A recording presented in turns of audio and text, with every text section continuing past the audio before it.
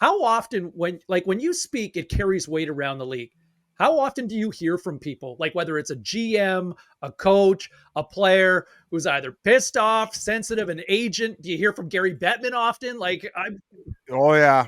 Yeah, I had a couple calls with Gary this year. He's awesome though. He was good. I don't think he liked the Kim Jong Bettman. I think that's when I got okay. That was usually when you refer, seems reasonable. but it's all in jokes, right? I mean, you can't be referring to the commish as a dictator. Didn't like being associated with when North Korea. you're working for the league on national television. It's usually not a good. But once again, I don't take myself seriously. We're clowns. But it sucks to hear right? sometimes. You work hard. That's the thing. Yeah. So I also don't look at it like that. Like I don't I'm the top dog. Like we put our head down, we work, we're silly. And through the process, it's kind of just evolved to how it's evolved. Like I just talked about how kind of all the wackiness started it all. But, obviously joining the podcast, and then through the podcast is my assumption as to why they took a chance on me for national television with TNT. And obviously that's kind of played out. And just the fact that I'm all in on it. It's my life, and I enjoy it.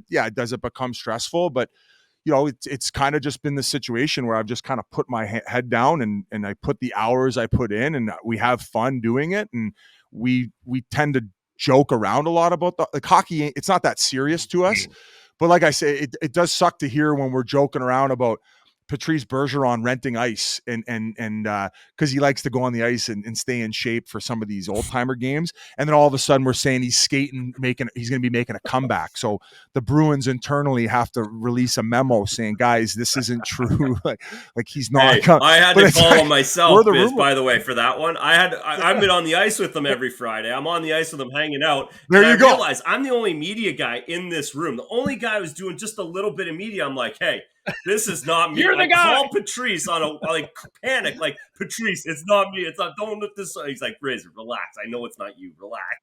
Yeah. We're just kicking up dust because we speak as if we're casual fans. Like I talk about Crosby to the Avs all the time. Like if I had a genie in a bottle for a hockey wish, I'm trying to speak it into fruition here.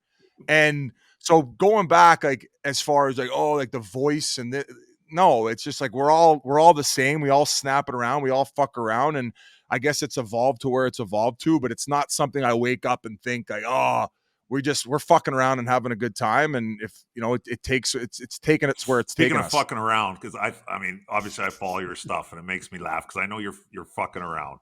But these days you're kind of giving it to the Islanders fans. Oh. So I didn't even know Butch Goring was on Twitter, and so I read a couple of his his tweets or whatever. I read yours. I read his, then I saw you guys were doing the podcast, and I think you said he knows I'm joking. And Whit made the comment, and I'm like, I'm reading this. I'm like, I don't think this guy's joking. I think he would sucker me if he saw me. Has there been any other contact? Like, has there been any contact other than what's been out public? Have you sent him a message? Has there any kind of interaction or nothing? Somebody texted me saying they were Butch Goring, and we have this guy kind of associated to the podcast. His name's Foles. He lives in Boston. He's buddies with Whit and Yans, and he's the ultimate prankster.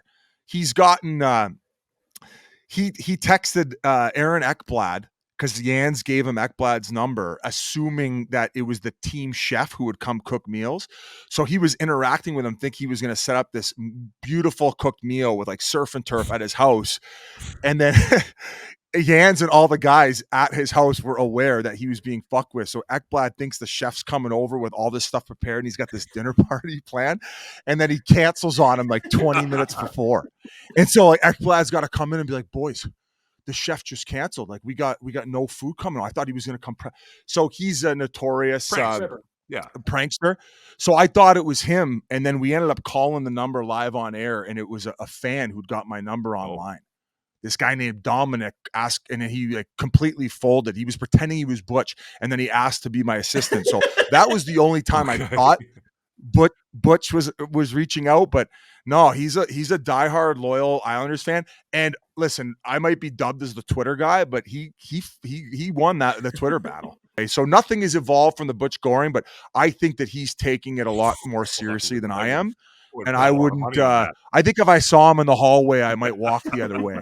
Make sure you're ready. I wouldn't want to get schooled by a 75-year-old Conn Smythe 4-time Stanley Cup winner. So just getting them back in the mix is fun, though. What's it like? Because you read things online, and look, obviously a lot of it is bullshit or whatever. And I don't have any experience with it at all. Like, how do you enjoy? What do you like? Or how is it working with Barstool? So that's another thing too, is because I jumped on Twitter early days, the heat that was coming at me when I associated with them, I was used to taking that. Yeah. Some people, they might read their mentions and it would fuck them up. They would go into a shell and cave into it.